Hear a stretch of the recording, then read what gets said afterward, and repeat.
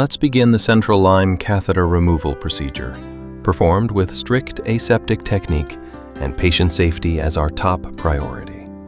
Start with hand hygiene. Then wear gloves. Next, position the patient in a supine or slight Trendelenburg position. This positioning plays a crucial role in preventing air embolism. Ask patient to perform Valsalva maneuver, basically to exhale and hold breath. Gently remove the existing dressing using aseptic technique.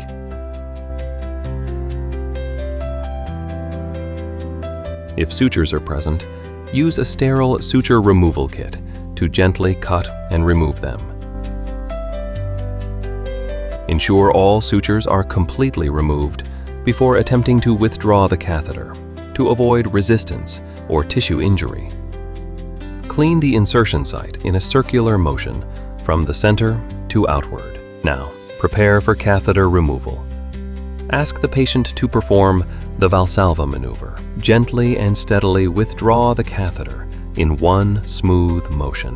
As soon as the catheter is removed, apply firm pressure over the site using sterile gauze. Maintain this pressure for at least 5 to 10 minutes to control bleeding and prevent air entry.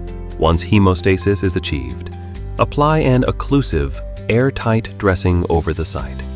In clinical practice, it's not just about removing the line, it's about protecting a life.